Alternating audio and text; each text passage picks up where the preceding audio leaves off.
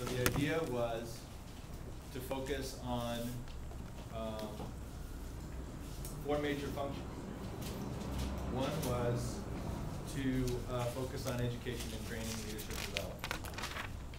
Secondly, it was outreach, participation, marketing, communications, build the visibility of the neighborhood council system so more people will participate.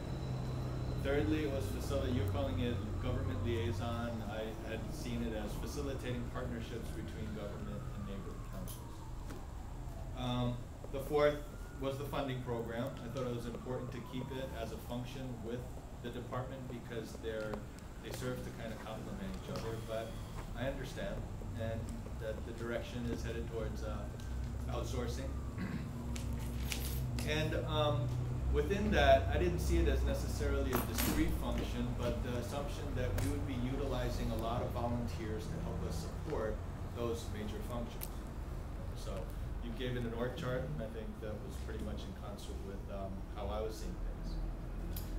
So in that context, these 4,000 job cuts come into play.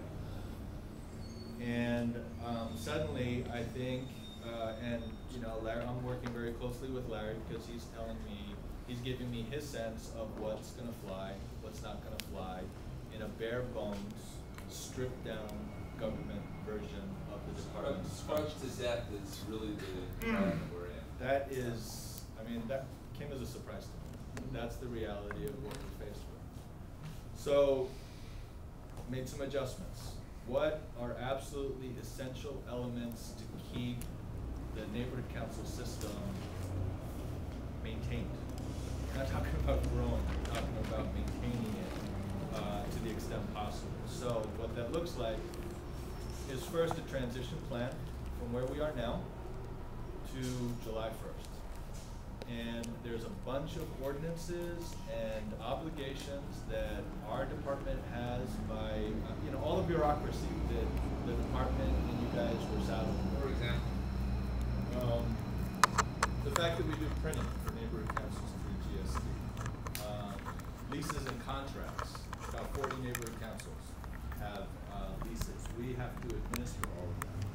So those are we were basically set up to be the back office for 90 neighborhood councils. Okay.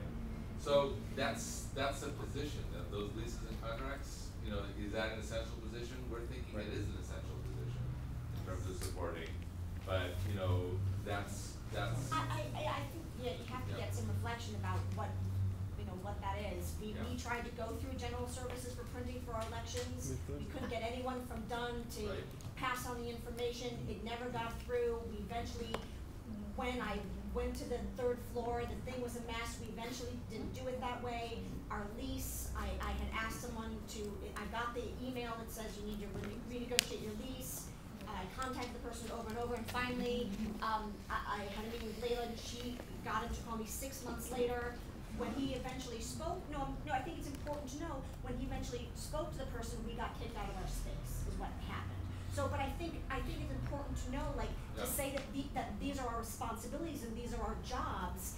If you ask the people who they're administering those jobs for, have they been even successful in that? I think you're going to hear a really different story. To say that we're burdened with having to do general service printing for neighborhood councils, I think that's I don't think that that's really a fair assessment, because I don't think councils are really doing their services. Couldn't we sort of hear the list? Yeah, sure. I'll see you on the 9th. So, but is it your recommendation that we don't have that position? Absolutely not. Absolutely don't have that position. So, but what about we should have a position. Why don't we have that? Could we hear? So maybe we screwed up on a position, but we need to have a position. That's the problem. She goes after these and no one gets to the fact that people in other neighborhoods. Your support's going to be important as Thank you, and Jay. it's wrong. Thank you. Absolutely wrong. So even if we were to contract out to a nonprofit, there's still, I believe there would be, on the funding program, I believe that there would be an obligation to have staff who would be managing the funding program. Because two. So it would be a management analyst type of position that could generate reports, understand what the ordinances say about public use of funds, receive regular reports from the nonprofit, which basically be a bank processor, and then do the enforcement and policy compliance work. One position. And report to the controller And report to the, right. and report to the city council. Correct. One position for a policy type position, because the commission needs to be supported. City council, mayor, always ask for, reports and ordinances, and we work with the city attorney to draft ordinances. So I know that issue of board of neighbor commissioners is one that's not 100% clear. I'd be interested in your pros and cons about that at some point.